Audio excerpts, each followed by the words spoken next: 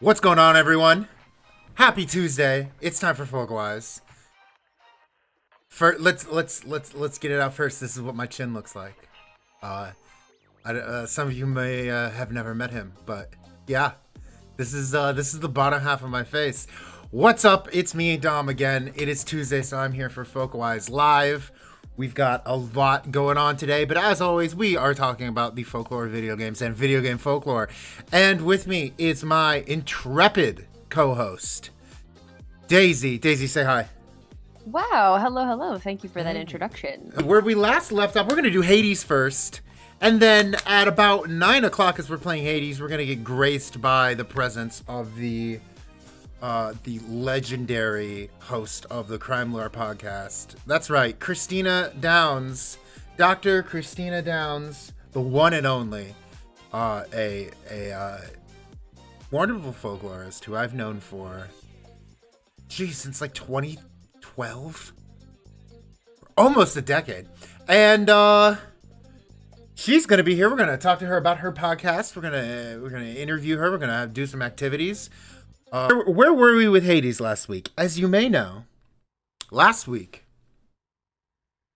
I was humiliated, mortified, embarrassed by Megaera. She really did take a couple swings at you. She's got the meanest swing in all of the underworld. No, and you know what? She really doesn't. I was just that much of a punk. I could tell towards the end, it was like, there's a way to do this and we don't know how. But let me tell you, I've been practicing off stream and I've beaten her. I've beaten her, but let's see if we can do this live, or rather Folkwise Live. Are you ready? Daisy, you ready to get into some Hades? I sure am. Let's do it. Let's destroy Megaera. Oh, Christina's not on the call yet. Hold on. It's Daisy. It's Daisy. Let's get a revenge against Megaera. You ready? Hell yeah. Okay. All right, chat. Who's ready for some Hades? High quality dungeon crawling. No, this is a mid-tier dungeon crawling. Another weapon. Okay, let me tell you what. Okay, I'm sticking with the spear. I'm sticking with Dad's bident. Both for like thematic reasons, and because I think I finally get how to use this weapon. Okay, so let me get this right. To defeat Megaera, you have to use this specific weapon, or can you do it with others? No, you can do any of them, but I think I'm getting competent with this. Uh-oh, we got some astrology in the chat. I am a Pisces. Yeah. Pisces are most likely to be serial killers? That just sounds like 1 in 12. Is this coincidental? That's crazy. There's a Pisces Aquarius cusp sitting right behind me. I hope that I don't get a... I hope that this doesn't mean anything for me.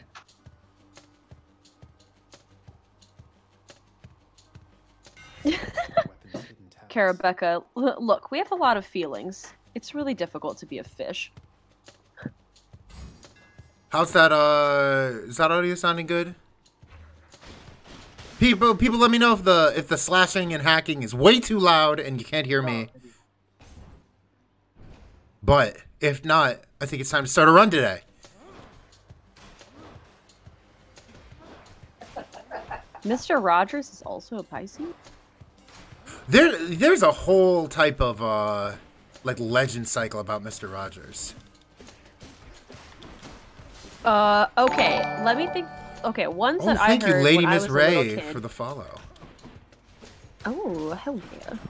The one that I was thinking of when I was like a little kid that I heard a lot was about how he was just covered in tattoos. I've heard that. Hey, let's say, good on paper 14. Am I allowed to advise? I have 250 hours in this game.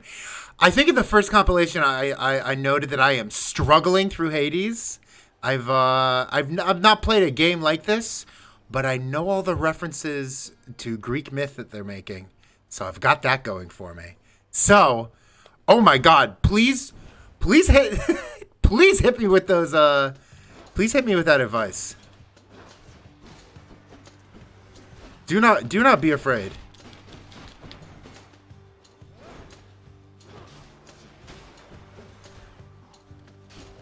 Daisy, you cool people backseat game us?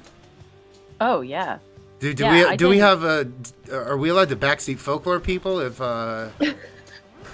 That's a good question. No, I don't feel like I need to backseat folklore people. Ooh. I think that we are using, backseat gaming in a kind way.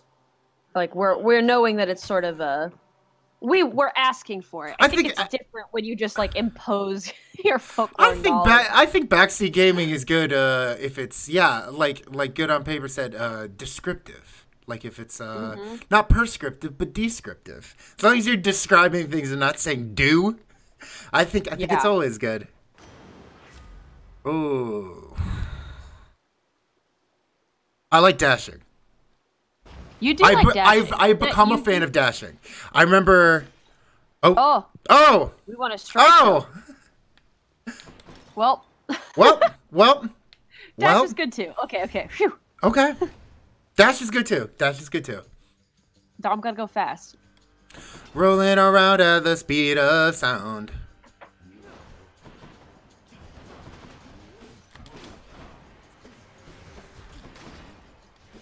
Poseidon and Athena's dashes are the ones that you... That's right. No, I agree with that. I played enough to know I see Poseidon, I see Athena, and because I like dashing, I want to go for them. Oh, we are getting our stream hosted. Do you see this? Oh, do you see this? Oh, that's by our new friend who also does folklore. Please go ahead and follow this person also. Ooh. Lynette Cosplay, we just exchanged a couple emails. That's right. I believe they stream in Welsh and do art and stuff. So cool. Hey! Oh my gosh, thanks for coming to the stream! Hi, how you doing? I'm doing pretty well. It's been a pretty good week for me. It's been a busy week for me, but also I had that whole I had a whole TikTok situation this weekend. Oh, are we ready to talk about how you went viral? Oh my god. I don't know how many views is viral exactly, but you went as viral as a regular person. That's true. I didn't hit 1 million or anything, yeah. Lynette Cosplay says yes, streams in a Welsh and English. That's so cool. Excellent. Yeah. Wow. Kara Becca informed us that your quote unquote viral TikTok got over 100,000 views. That's pretty cool. That's pretty cool.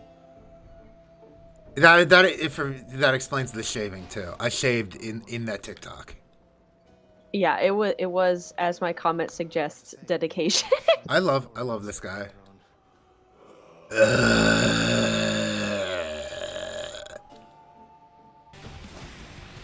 Oh, okay, that was way more painful than it had to be.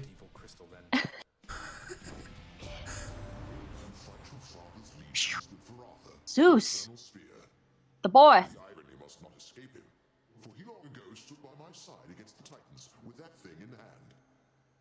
Whoa.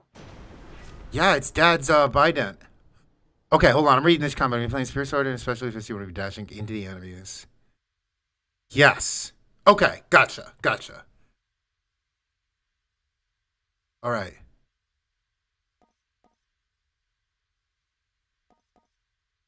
Ooh. So I'm thinking either I like to dash. But this looks really good. It would be very cool to do lightning damage. I kind of want to just see what it looks like.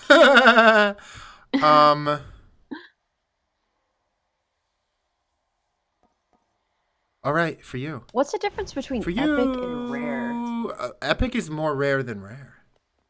Whoa. That's so rare. Wait, did I pick right? Good on paper? I think so. Yeah. Daisy, nice. your instincts were right. That you just wanted to see some. You wanted to see dope shit. Yeah, I need to see this dope shit. Cause.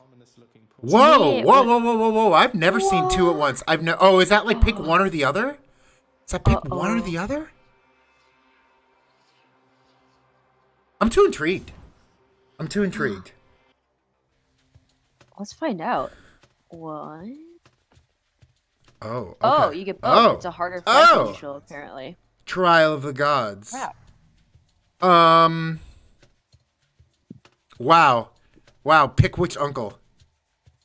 Daisy, pick which uncle.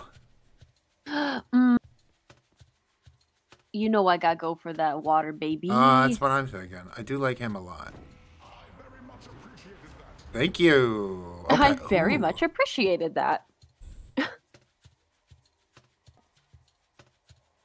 Okay, demonstrate.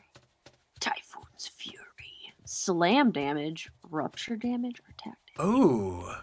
Oh. Ooh.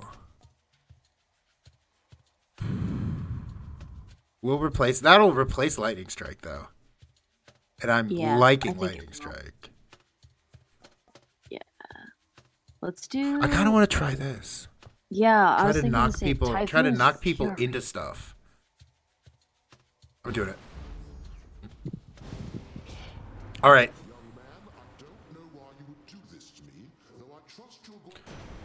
Is he mad? Sorry, Lord Zeus. It's alright. More gems. Whoa! Oh. Wow. Oh shit.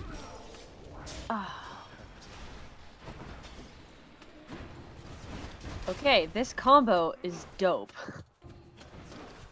Luomi, hello. Thank you for joining us. I love those emotes. Okay. I think this lightning bolt typhoon combo you're using is gorgeous. It's very powerful. I understand that you're maybe not winning, but it looks cool. Thank you. Ooh. Thunder Dash. Ooh. No, like to that is really dash. cool. That is really cool sounding. That's that is inflicting status. Zeus is the definition of a petty king. Okay. I got a question for you. It's a Greek mythology question. Yeah. Kind of. It's also a personal question. Uh-huh. What's something that you hate about Zeus, and what's something that you love about Zeus? I feel like I'm going to be answering these questions like in completely different ways that I don't know which way you're trying to go for. I'm going for however way you want to interpret it. Okay, what's something I hate about Zeus? Oh. My follow-up to that is what's Now what? that question, or like what's the thing that everybody else says that they love about Zeus, and everything that other people say. I don't know, I'm And not I everybody else. I was like, okay, well that's true. I guess I was thinking of like the sitting in like your first classics class with somebody who's like, oh, Zeus is so cool. Okay. I'm what's something I don't like about Zeus? At some point there's okay, how do I say this in like a sort of PG way for Twitch? At some point Well, we already dropped some F-bombs, so I don't know if we're exactly. Oh, you're fucking right. Okay, here's what I gotta say about Zeus, okay? At some point you gotta someone's gotta sit him down and be like, bro, at some point you have to admit that you have a sex addiction, you know? It's like it's a little too much, you know? It's getting in the way of your duties as king. Yeah, your energy needs to tone it down like a couple notches. I think specifically, I don't know. There are some there's some people that it might have been a bridge too far with. You know what I mean? Yeah. Luomi's also on Team Dionysus. Yes. But the thing I love the most about Zeus is that I just like, this is getting kind of like functionalist. I just love how Zeus is like the instruction manual on how to be a king. I love that like all of Zeus's wives, like if you just like read off the list of Zeus's wives in order, You can just be like, oh, so a king should be married to, you know, like wisdom and justice and keeping the peace and winning war. You know, it's like a very cool like instruction manual on like what a leader does. That's kind of true. But stop doing it with everyone. All right, it's this lady who upset me last time. No, I embarrassed myself last time. Let's go. Batwing. Lord Hades ought to lock you up rather than let you run amok in his domain like this. I'm sure he'd welcome all this feedback from you, Meg. Or maybe you're just pining for my father's job. I have no envy for your father's position. Besides, I happen to enjoy my own responsibilities. All right, let's do this, Batwoman.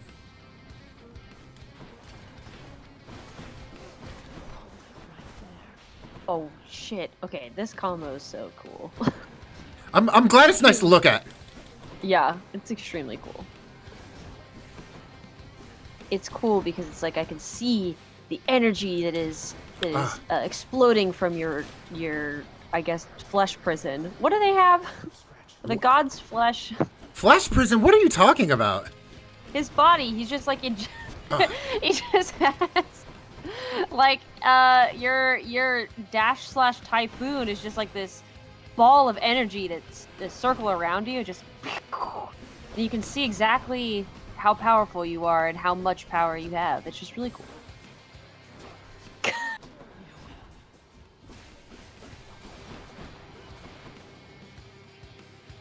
You can do this. I believe in you. But yeah, no, are the gods flesh? I think so. The best part about the Greek gods is that they're just extremely powerful people who fuck up a lot. Oh, okay. Oh! Okay. Okay, we can do this. Flesh prism. Yes. All right, I'm seeing someone in the chat said, "Is Zeus the original?" I thought that said Fury, like Megaera, but apparently that says furry. Yes. He could be. Did you see that? Did you see that TikTok of like the woman and her ostrich having a picnic? And someone I did. Someone captioned it. I can't believe women are still falling for Zeus. So good. Daisy question. Mm-hmm. No attempt to move. Am I giving all of my gifts to dog? Look what I got for you. Oh, I did that accidentally, but okay. I'm giving. Oh well. I think for you, I'm giving my gifts to dog. Okay. Because you love dog. I do love dog. I love this dog very much. Hey, Achilles. My father's hall back there. I don't suppose. I kind of embarrassed myself in front of Bill Ellis because I thought he knew about furries and didn't. Bill Ellis didn't know about furries? Okay. That really surprises me. It surprised me. So yes, exactly. So Bill Ellis, for those who don't know, is a folklorist who has done a lot of stuff. Internet culture, disaster, online like disaster humor. Mm-hmm. Yeah, you can Google him to find more work. But one of the things that he wrote about, which is something that I've been often, more than once, surprisingly, been assigned to read in class, is an article about bronies and brony culture. Yeah, I've read that article. Yeah, and so based on this article, and bronies having to do kind of with cosplay, with fan culture, internet culture, gender subcultures, I thought that he would know maybe about furries, because I think when you start going deep enough into like brony fandom, you might end up on a furry site. I don't know. It could happen that way. And so I think that's natural. That makes sense to me, but yeah, I don't know if it's making sense to to everybody in the chat, but it's definitely making sense to the kind of conference that the American Folklore Society is and the kind of work that Bill Ellis does. And so I went up to him during some kind of like meet and greet, and I said, "Hey, like Dr. Ellis, what kind of furry would you be if you were, like, what would your fursona be? What animal would you be if you were a furry?" Okay. And he was like, One more time. I don't know what you mean.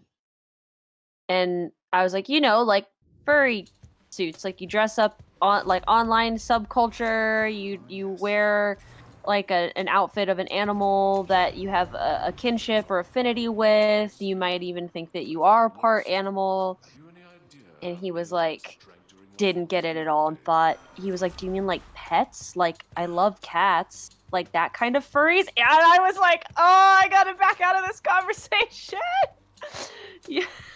I felt really bad. So I feel like wild. I feel like I embarrassed him. I embarrassed myself, I embarrassed him. Anyway, I was surprised. I think he ended up settling on a fox, though, because he does, after I explained the subculture to him, he has an affinity for foxes, and I was like, you would fit right in. He's the right age. He's the right age. Like, if you told me he was the furry and it's because of Disney's Robin Hood, I'd be like, oh yeah, he's of that generation. Yeah.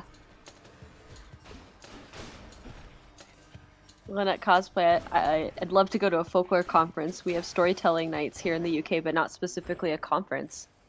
Do we know of any folklore conferences specifically in the UK? I feel like CF goes to the UK every now and then, right? Yeah. Yeah, let me... How did CF, it's an acronym, but it's French, so I don't... Let me... There we go. I think I have it. Oh my god, it's literally CF home. I'll post Here you go. In case you're interested, it's like the Society... International Society for Ethnology and Folklore, and I don't think they do or they've been, I think, before to the UK, but last time this year I think they were supposed to be in Spain. Am I wrong? Am I mixing? Good on paper 14. I met Sonic Fox at not a folklore conference, but at a video game convention once. The big hands that are sort of surrounding or reaching out of River Styx. Oh, isn't that cool? Big hands. I love the sculptures of hands. Who died and left that hand? Everyone. All of them. All of us die and leave our hands. I lost so much health doing that. Oh my god. Ooh. Oh. Bum bum bum ba-da-dum. There's also, Lynette Cosplay also says there's a famous like Penny Royal story of a ma'am who gets possessed by his mechanical arm, and the AI takes over. Wow. Very cool. All right. Let's put 1 minute on the clock. 45 seconds on the clock. Let's go. Yeah. Let's do this. I did not want to get... I can't... I didn't even see him coming. I didn't see him coming.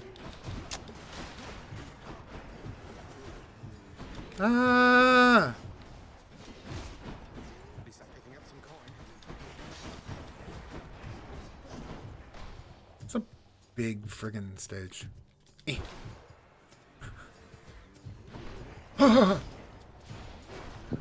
Bikes.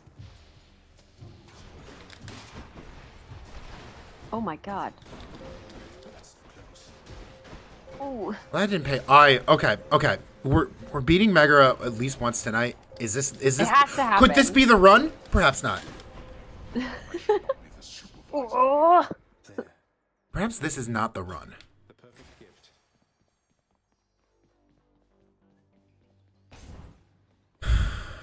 YOLO. I can't wait to hear Kristina's impression of Megaera.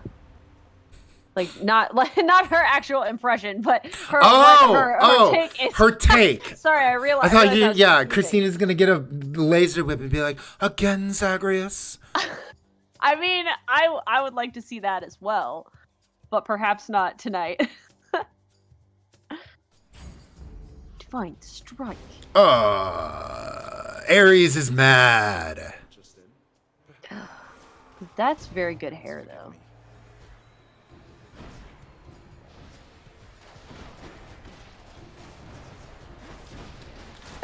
Jack Skellington belt? I'm not sure. We'll have to see Ares again. Look at how powerful you are. Choo, choo, choo, choo, choo. I'm getting my ass kicked. But at least I look cool with the juju juice. I know. like I can tell that you're being just completely destroyed, but you are going whole hog, full destructo, to the extent you can. Well, now we are sacrificing a whole hog to Zeus today. Yes. It is dangerous to only go half hog. You got to go whole hog or no hog.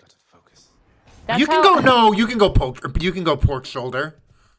Okay. That's just a regional variant. The first thing that shot into my mind was like, I wish that my classes were like on campus or not on campus at home. But instead, they got to go pork shoulder, and they're like sometimes on campus. I have a pork shoulder class. I have a pork shoulder class this semester. Yeah. I'd be a fan of no hog. Don't have to go to campus. You're okay, vegan. But hey, Luomi agrees. No hog. My God, no! Come back! Oh, Shit! Oh, TOS! Terms of service! Oh man. Where are these? Yes. Where are these pots? Wow, I can't even tell what's happening on screen because of how much light is being blasted right now. Do you ever watch girlfriend reviews? No. Wait, what do you mean? Oh, it's a YouTube channel where it's a girlfriend who reviews the video games her boyfriend plays. Oh, you know what? I've watched something similar to that. Where there was like a series of a person's girlfriend playing video games for the first time, and she was like commenting and interpreting them with no knowledge of what the game is or how to play it. And I watched a fascinating one about Minecraft. Anyway, no, I haven't seen this specific channel. She calls that phenomenon you're describing diarrhea Christmas lights. Better blessing. Oh my God. Get out my dream. Do you disagree? What? Do you disagree? I don't, because of the blast at which they happen, but oh boy. Okay, I'm back. And, you know, I don't have Death Defy anymore, but I'm telling you, Megaera, tonight I'm beating you. It will happen. It will happen. Sealed shut forever, Meg. In the meantime, I thought I'd get some practice in, you know? Yeah, that's how I feel, Zag. You say that now, but I'll be back. Okay, so come at me. Woo. I just posted a link to our YouTube channel in the chat where you can find our highlight reels that Dom is very quickly editing together. Very cool. So if you tell your friends if they miss the stream, they can check out our highlight reel. But on paper 14, thinks we have enough keys to unlock the next set of talents, which should make it easier. That would be cool.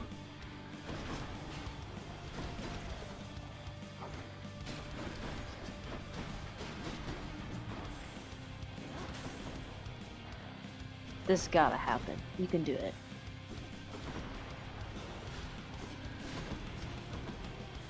When I first got back into video games, I played when I was younger with my brother, and then I fell out of video games for a bit, and then I got back into gaming. I forgot that games, the point of games is for you to win. Okay, explain. Okay, well, what type of ludonarrative illusion have you been living in? Okay, so you can play games really hard. You can play them on hard levels, and they do require you to think, right? But oh, hi, Mandy, Mandolin. Mandy! Mandy, what up?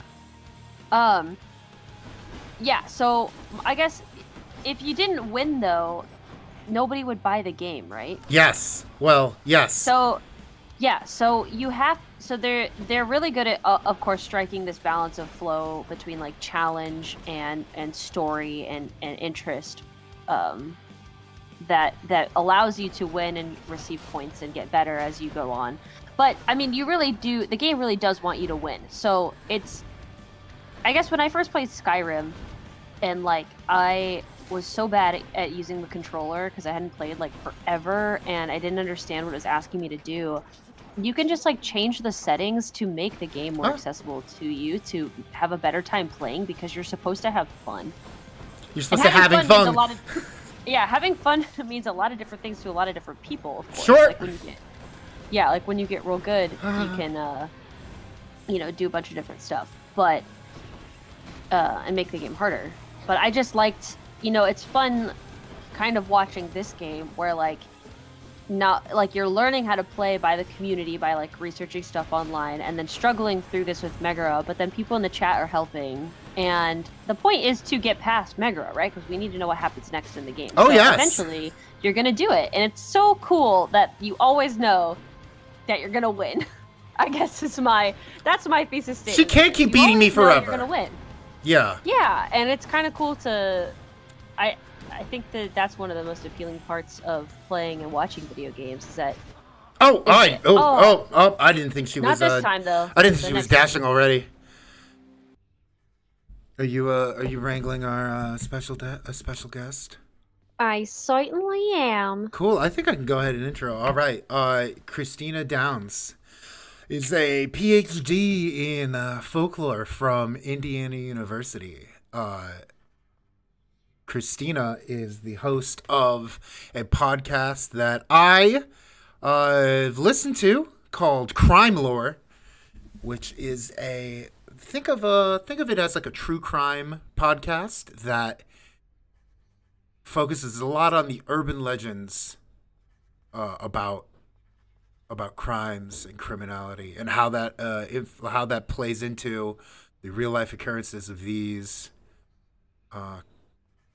murders happening. It's probably if I had to describe it to somebody, I'd say, strangers on the internet. That's probably how I would say. But pretty cool podcast, especially I know a lot of people like true crime podcasts. I like urban legends, so I like a podcast about both. Let's see. Dr. Downs once came to a costume party at my house dressed as Persephone, and that put the idea in my head. You should be on this call. Without further ado, Dr. Downs is now in the house. Oh. Kristina! I am here. Hi! Hello. How's it going? It's, I've already lost twice. Kristina, basically what we are doing tonight, is we are beating Megaera or bust. Okay. We have got to beat Megaera tonight. You can see the screen and everything? Yes. Cool. Hi. Welcome to the House of Hades. Thank you. And here's Hypnos. I don't need the sass Hypnos. Yes, Hypnos is commenting on how I just lost to Megaera again. Cheers. Kristina. Who's your favorite Greek god? Dusa. That is a question I should have been prepared for. That's quite all right, Dusa. I'm not afraid of him, and neither should you. Well, hey, if you go by ever who is hottest, that works too. I mean, I feel like it would be cliche to say Athena, but like Athena's one I've always liked a lot. Athena's real cool. I keep wanting to run into her in this game because I like the powers she gives me. Whoa, is Orpheus going to be in this game? Is he going to be singing to us? Your father, he was none too pleased with him last time I saw him here. I hope so. I tried my best to simmer down the situation, but you know how it goes. I hope your father... So, Kristina, I tried to give like a one-sentence description of Crimelore to the people watching. Tell us a little bit while I'm getting ready to go on this next adventure through the underworld. Tell us a little bit about your podcast. So it is basically kind of exactly what the name sounds like. It is basically about folklore and crime. So we're looking at the intersection of folklore. We mostly focus on legends, though we recently branched out into jokes also. We're hoping to, continue to look at some other forms of folklore, but we look at the overlaps between legends and true crime. Yeah. So with the aim at basically getting at what our folklore about crime tells us about how we view crime in our day-to-day lives and how we view crime in the world in which we live. So I think it's very easy to view legend as being a thing that takes place like in another space, and like that happens in the realm of legend. But it's pretty, the minute you start looking at it, it's really easy to see overlaps between legends that we tell and the narratives that you'll see about crime, whether those are in the mainstream media, whether those are on internet forums, whether those are just stories people are telling face to face. So we're looking at the overlaps there. Sure. He's never taken advantage of you. Scrolling back in the chat because I remember Karabuka saying something that I absolutely need to read to you. Okay. I don't know if you're, well, specifically to Kristina, I don't know if you were watching our stream before. Hopefully not, because... I was not. Okay, good, because this is a wild thing. And I'm trying to find exactly where it was to read to you. I got it. I found it. It was much earlier than I thought it was. So Karabuka in the chat says apparently one of her aunts didn't know what to do with her brothers one day. Oh, didn't know what to do with her brothers one day and drove them past Dahmer's house. Yeah. And so I guess I wanted to get your take on what a day of boredom leading to driving by Jeffrey Dahmer's house. Like, is that a thing that people do? Like, what is... Actually, they wound up, my understanding is, and I'm taking this completely off of things I've heard on podcasts and on internet forums, so they're 100% accurate. Okay. They actually had to tear down the apartment building that Jeffrey Dahmer lived in. Oh my God. Tourism was, like, people stopping by and gawking at the space was such a problem. And there are, and this gets into the larger realm of like thanatourism or death tourism. And it's actually interesting because it's very easy for me to go, oh my gosh, that's kind of repulsive. Like, why would you just be like, oh, I don't know what else to do. Let's go gawk at Jeffrey Dahmer's apartment building. But I definitely took a Jack the Ripper tour when I was in London as a 14-year-old. Oh, wow. And as a 14-year-old, were you scared? I was on a school trip. Oh my! I didn't organize it. Wow. For some reason, my teachers thought it was a good idea. I mean, somehow that's more surprising that it wasn't your idea. Right. This maybe helps show you something that shaped me into the person I would become, I suppose. Kristina, is this what folklorists call legend tripping? Yes. This is very much legend tripping. So how do you define legend tripping? So legend tripping is, I guess, enacting something based on a legend. And so again, if we're going to say that these crime narratives fill a similar cultural role to legend, and there are all kinds of legends that grow up around these famous serial killers like Dahmer or like Jack the Ripper, and I haven't done extensive research of either one of them, so I can't tell you what's true and what's not. I can tell you that I know with both of them that there's a lot of stories that grow up around them of like, from the, there's a genre of the like near miss thing, especially with people like Dahmer, Ted Bundy. Like every woman of a certain age who lived in certain parts of the country, it seems, had to run in with Ted Bundy at a shopping mall or something like that, and he tried to get her to go out to the car and she didn't. Sure. And then later on discovered that it was Ted Bundy. And I'm not saying that none of them are true, but if they're all true, Ted got around a whole lot more than we thought he did. And it's possible there's just a lot of creepy guys out there. But it's also kind of become this legend form, of the like the near miss with the serial killer story. And so anyway, I think going to these sites associated with these famous killers absolutely kind of fits into the realm of legend tripping and the like desire to come close to this thing, to experience something. Yeah. I'll leave it to the psychiatrist to figure out exactly why we do that. I'm sure that you've read Diane Goldstein's chapter in Haunting Experiences about the commodification of belief and like it's a good chapter. Yeah, it's a good chapter. And that's been such a like influential piece for my own research, thinking about Tasmanian tiger tourism, because they're like dead but undead. But I guess like you know, which is weird because there's definitely like this environmentalist kind of ecotourist market for traveling to spaces where you may find Tasmanian tigers in the wild, which are known to be extinct. But not everybody believes that they are extinct.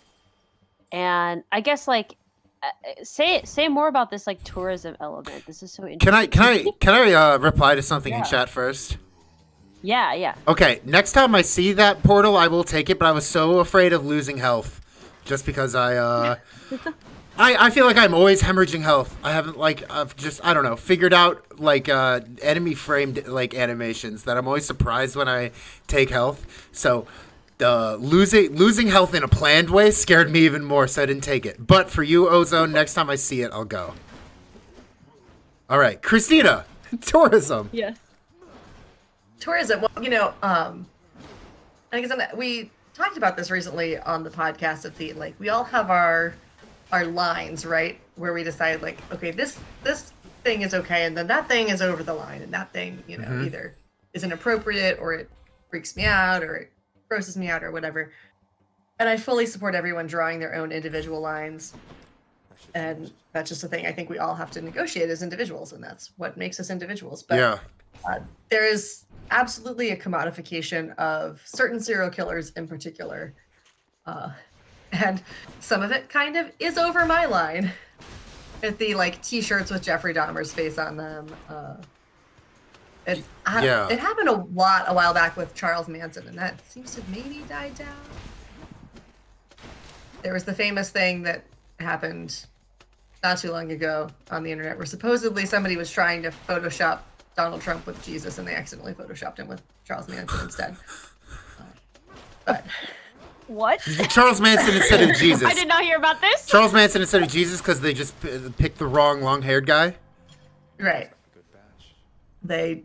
I think it was at least presented, as I saw it, as something that was created by a Trump supporter to be like, oh, look at Trump, he's such a good person, no. Jesus is behind him, and in fact it was Charles Manson that was behind him. Oh, Again, it was on the internet, so it's quite possible that this was all set up and somebody was pretending to be, and it was all done deliberately, I don't know. But, you know, you see Ed Gein, who Buffalo Bill and Silence of the Lambs was based on. Yep. You see a lot of, like, and sometimes they have these puns on them that are kind of hard to not snicker at a little bit. You know, there's the... Hit me with the worst one. This is and I am someone who already hates puns. There's like, you know, Ed Gein's quality furniture. People. There's one I've seen a lot which has Ed Gein and Jeffrey Dahmer and says, "You can't scare me. I'm from Wisconsin. We eat people here." And you know, what you want to eat people. I guess I'm just trying to. I heard that on your podcast too, and the whole time I was like, "You want to be put in that category." I mean, I think you it's want just to like eat people. I think there's a fascination with being edgy. I think somehow or another this deviancy gets read as counterculture sometimes. Sure. And I'm saying all this, I have friends it's that like have these t-shirts, and I'm not judging them. I'm not going to wear them, but it's, you know. I feel like deviancy and counterculture can be like a whiskey scotch thing, where like all counterculture is deviancy, but not all deviancy. Yeah, but not all deviancy is counterculture. Yeah, I would agree with that. Yeah, I'm not sure why.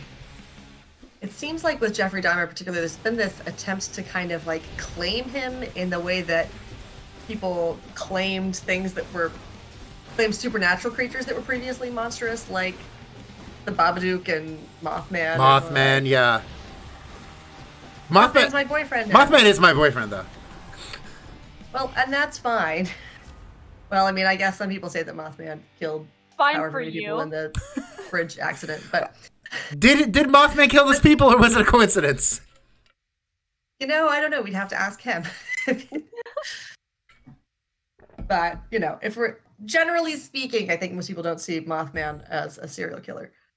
He's more of a omen of bad things to come, right? And that Sure. would therefore not be his fault. Whereas pouring acid in people's brain and consuming parts of their bodies is definitely a conscious choice. We're getting we're going there tonight, folks. I'm so excited. Sorry. No. We can't not talk about it. That's as graphic as I'll get, though. Mostly because I don't like the really graphic. Sure. I think sometimes it's important to be like, he's not just like a misunderstood person. He's a person who did really terrible things to innocent people. I was going to say, and again, I think sometimes there's, like I said about going on the Jack the Ripper tour, there's a time remove that sometimes makes these things a little more palatable or a little less, I don't know, like Jack the Ripper happened a real long time ago. So Yeah. I feel okay going on a Jack the Ripper tour in a way that I might not feel. Especially by like American standards of what is a long time ago. Jack the Ripper was forever. Right? Yeah. That's like half the age of our country. Wow.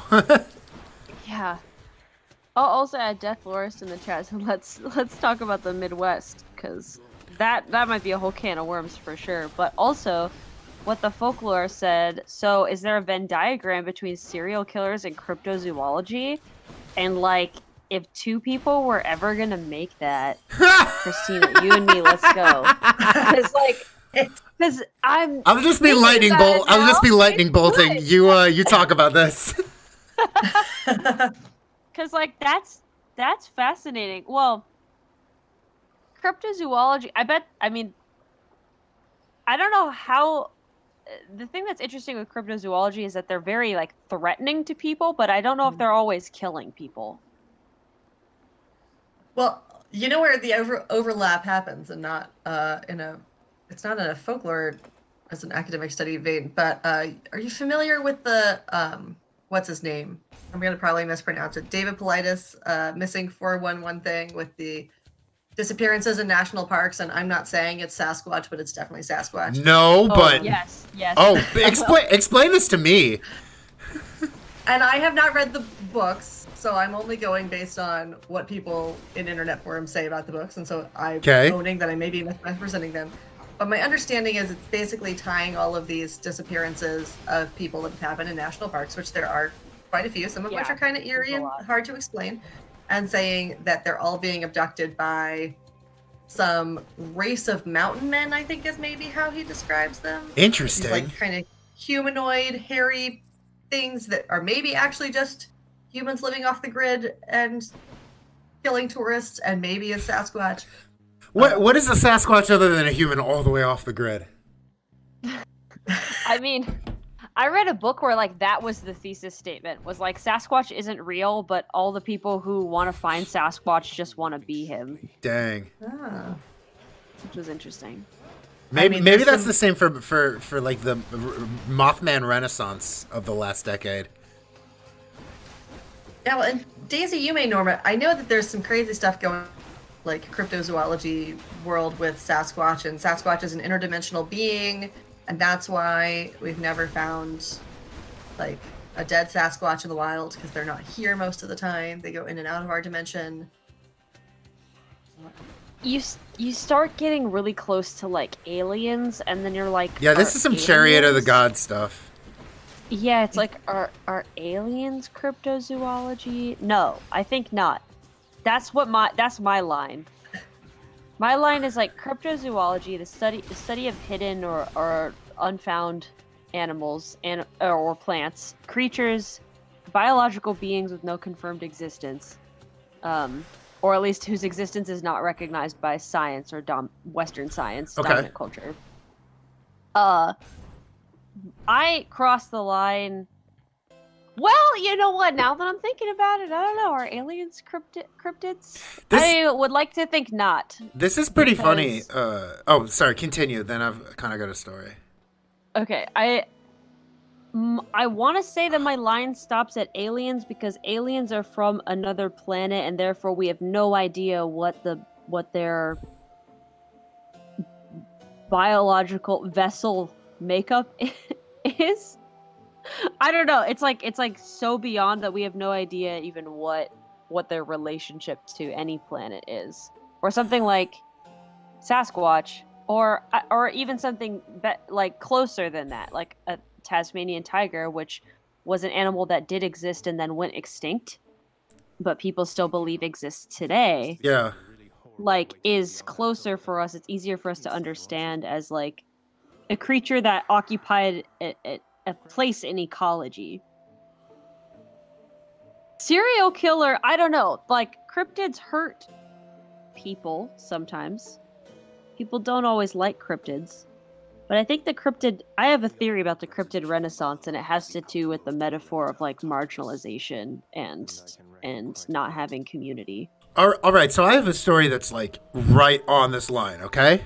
Okay. As Kristina definitely knows, and as Daisy might know, I used to be in karaoke league in Bloomington, Indiana. Like competitive karaoke league, we would have a week to like pick songs. There would be a theme. We would pick songs. We would make our own costumes, do choreography, sing it on stage and everything. It was this whole big production all the time. And one week, yeah, Kristina has attended. And 1 week, the theme was the supernatural. And the DJ, who was like the organizer of it, had to keep being like, aliens are not supernatural. Aliens are not supernatural. He's like, supernatural is like the paranormal. It's the unexplained. I can explain aliens. They're just from another planet where we don't have the explanations. And people would be like, that's supernatural if you don't have the explanations. He can be like, no, it's like a question of science, not a question of belief. And people were like, what if I believe in aliens? There was this whole like very like fine thread that me and the other folklorists on our team, Jesse Riddle, were just like reading and laughing at. We were like, I love this. This is so great. People are having this. Like, this came up organically. This is like this is like a folklore class. And it turns out that every team but us did like an alien song in their supernatural routine, except for us.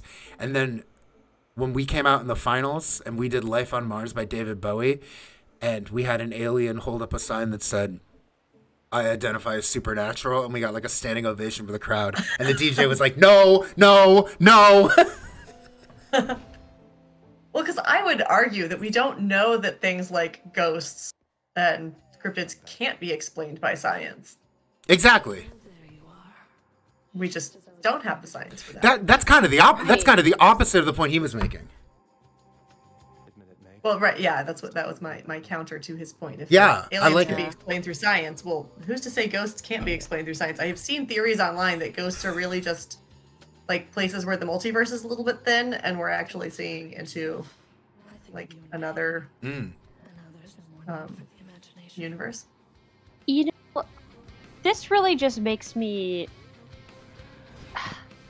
This gets at my like criticism of genre.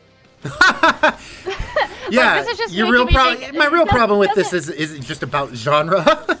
Everything should be high context, and my getting angry is about genre. I do think it's important to note like how people talk.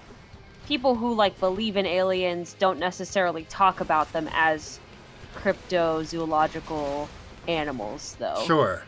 Sometimes they might. That's but not how the alien insiders are going to be talking about them. Most yeah, like maybe that's the distinction here, is like that it only matters to the language or like the words that the people who are part of the group that believes in them or in certain subgenres of belief talk about them. Well, and what's interesting is, my research on kind of vernacular crime narratives started and is still largely centered on online crime solving forums. And these forums will like entertain some pretty wild theories as to like how certain people were killed or who they were killed by or this or that, but don't ever go on and suggest anything supernatural. They're generally pretty hostile towards anything that sounds at all supernatural. And That's it's interesting in terms of like how worldview is constructed and what is viewed as plausible and what isn't. I'm part of. There's like Tasmanian Tiger drama like this too, where there's like a group. Oh, there's a couple Zeus! groups. Did you get killed again? No! Oh, you killed her. I did it. I killed her. I killed her with all those thunderbolts that I picked up on the way. You did So it! so that was a combination of Hades's Bident and Zeus's lightning bolts, which we have termed his monodent, and that was the perfect combination to beat Megaera. For now. Might know what to do with this. Yes. Kristina, continue. We're celebrating. Yeah. We're celebrating. So tell us more about the Tasmanian Tiger drama, Dave. Yes. Oh, the drama is deep. There's like a couple different groups that. Why me, Father? The other really common name for Tasmanian Tiger is thylacine, hence my like gamer tag as being Thyla Daisy. So there's all these groups on Facebook, some of which are very folklore in nature, and that they just like, without a doubt, if somebody says that they've seen a Tasmanian tiger in the wild, they believe them and they will record that as a sighting. And there is an official scale for determining the legitimacy of sightings, or rather, not the legitimacy, but the My boons. accuracy of the sightings. For example, it'll say things like, how far away were you from the Tasmanian tiger? What time of day was it for visibility? You know, things like that could factor your like recall. Mhm. And so they are, I think, compared to that, but also there's some theories that are in that are maybe not supernatural in nature, but throw around things like, I don't know, Tasmanian tigers on the verge of their extinction mated with foxes and have become foxlacines. The Tasmanian tiger fox hybrids, which is Foxlacine. I'm not sure possible. they are not canids. They are marsupials. They're like a totally different track from any kind of canid, like a fox would be, evolutionarily speaking, biologically speaking. So I'm not sure of the viability of offspring like that. But anyway, that's like an idea that's entertained by some groups, and then there's other groups on Facebook that make statements like in their descriptions that are like, this is for scientific evidence only. We all believe Tasmanian tigers are extinct. If you believe they're not, like, don't join this group. Wow. And they post a lot of like archival data, or they're looking at really old records or recorded sightings from when Tasmanian tigers were said to still exist. And they entertain like, you know, existence well into the 20th century of Tasmanian tigers, but not today. Like, they're very staunchly like, they're not here today. We must accept this and move on. So there's this kind of drama, and some people are in the same groups. They're in like both groups, like I am, but you can tell that there's like a rift in belief that is very present in the way that these groups interact with each other. And they changed the name thylacine group versus Tasmanian tiger group to differentiate themselves a little bit. That's so interesting. Rhetorically, yeah. So are there groups like that for true crime? Like, are there groups about the same crimes that say, like, we think this happened or we think this happened, and there's like rifts in the community? There definitely are, especially when you get to some of the higher profile cases. And I'm going to freely admit that I got to the point where, like, I think some other true crime people, that I have zero interest in reading anything more about the JonBenet Ramsey case. I think there's really nothing out there, short of someone randomly confessing and actually being guilty this time around. Yeah. Like, we know what we gotta know, and the whole thing has become so muddled through so many different books and so many different documentaries, a lot of which were citing some shady sources and whatever. But Yeah. there are a lot of online forums for cases like that. And for example, you know, you go to this one forum and don't go on that forum and suggest that it was anyone other than Burke, because you're going to be immediately laughed out of there. That forum has decided that it was him, and we're gonna prove how, we're gonna prove, well, nobody else has been able to for all of these years. Meanwhile, there's others that are like, no, it was definitely John, or no, it was definitely an intruder, and like, so different forums get really invested sometimes in different cases, and I have seen forums sometimes also go, there was one of the big ones is the Unresolved Mysteries subreddit, and at one point they had banned talk of the John Benet Ramsey case because they were like, guys, this is just getting people angry, and we're not doing anything with this case. That's so interesting. Like, there are people who are kind of like new to Tasmanian Tiger stuff who post like old pictures that have been debunked as like being Tasmanian Tigers. Yeah. And people will be like, okay, you either are new here and don't know, or like, how could you believe that this is literally like the scene from the movie The Hunter from 2011 that it's just blurred so it looks like a photograph or whatever. Like, are there similar things like that in true crime groups where somebody's posting like old information and they just haven't read at all? You do see some of that. And some forums are a little more rigorous than others. Some are kind of more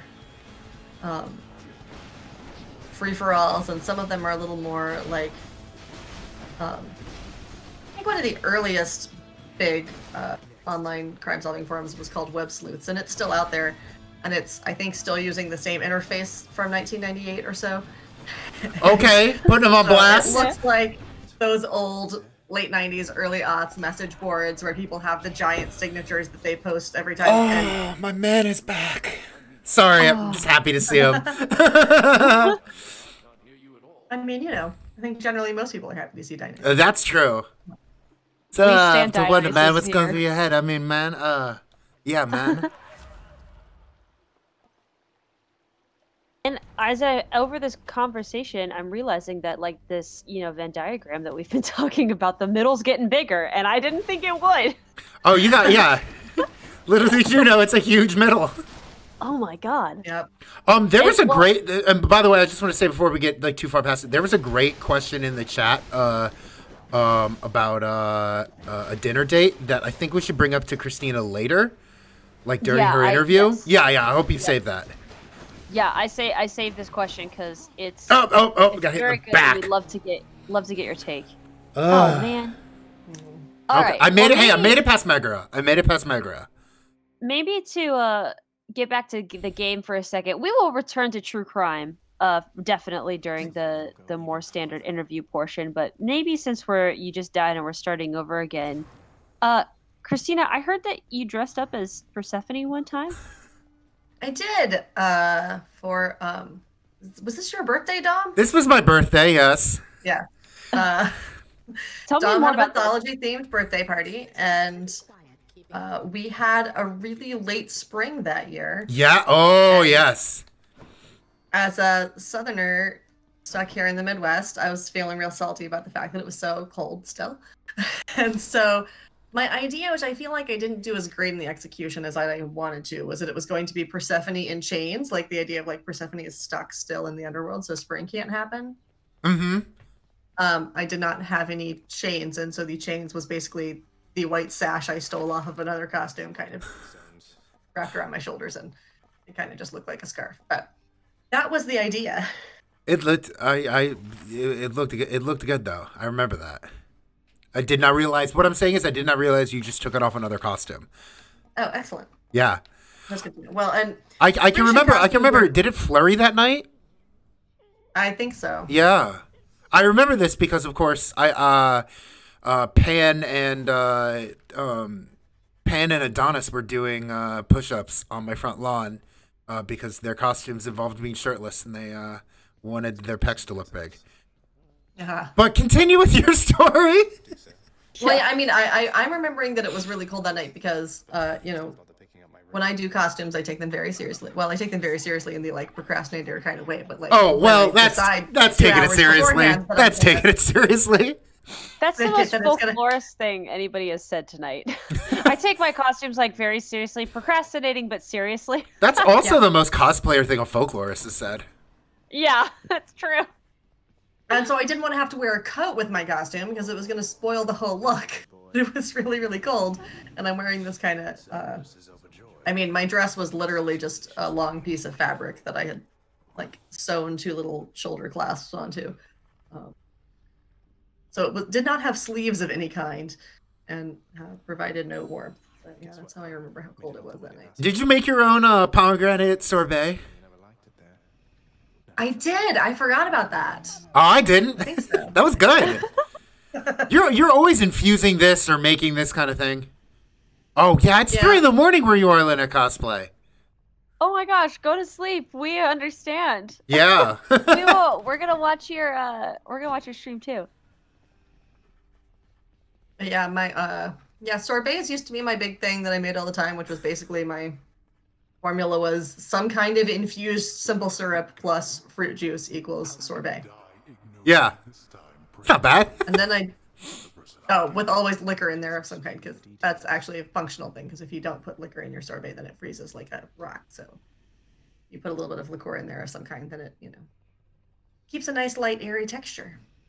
And then I just started infusing the liqueurs directly, and then I started making wine. And I have now made pomegranate wine, which I called Persephone. Oh. It comes full circle. My partner, I just was drinking tonight a homemade apple cider, which was fun. I love making homemade wine. How did you get into it? Did somebody teach you how to make it? No, like I said, I had gotten into making my own liqueurs, and from there decided I wanted to make wine. And the first book I read about it said that you have to sterilize all your equipment with bleach, and I'm horribly allergic to bleach. So I was like, oh, okay, I guess I'm not going to make wine then. Right. And then I read another book that was like, why on earth would you use bleach? Bleach causes cork rot, and also it's going to make your wine taste like bleach. Why would you do that? Oh. Wow. Thanks, Internet. Yeah. I was like, saved! I can make wine now. So I actually got a kit for Christmas one year by request. Oh, nice. Which came with all of my, all of the physical equipment you need, all the fermenter and the carboys and the siphon tubing and all of that. And That's cool. That's awesome. I think that one was a Cabernet. I think it came with some Cabernet juice concentrate. Ooh. And actually, making wine is pretty easy. Making good wine is a little harder, but I say usually that I make very drinkable wine for the most part. It's not going to win any awards. Daisy, do you remember my story last week about my cousin who's a brewer?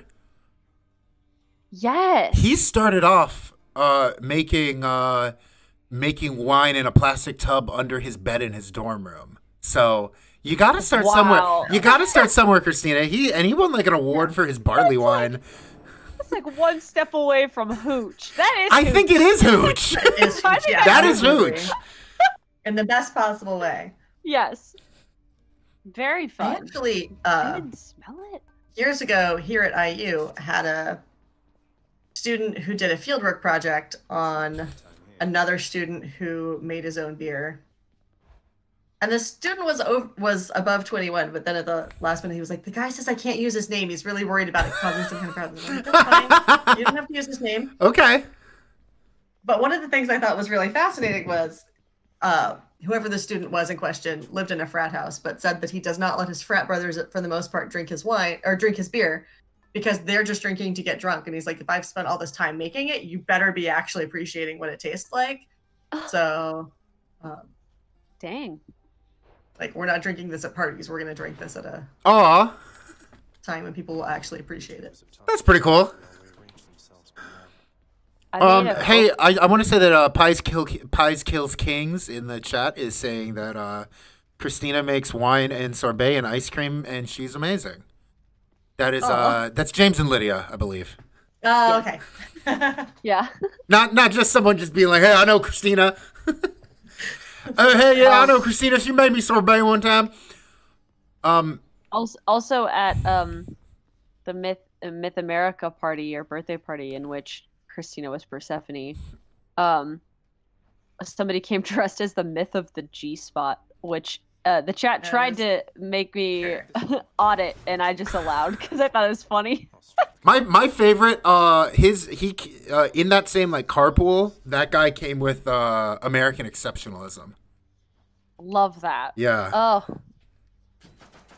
Ooh. Dang, you all read stuff. Oh my god, I'm gonna. Hey, those costumes are like, y'all read some shit. Skelly, I'm gonna box Skelly right now. Test out these new gauntlets. I need to play like. Yeah, let's do it. Oh, these are wild nice. Oh, these look fun. These look pretty fun. Kristina, what are you thinking of the game that you've seen so far? What's your impression? Oh, hey! Darioth is now following. I've never had to say your handle out loud. I believe it's pronounced Darioth, but that is a friend of mine and Daisy's from cosplay days. Yeah. Yeah.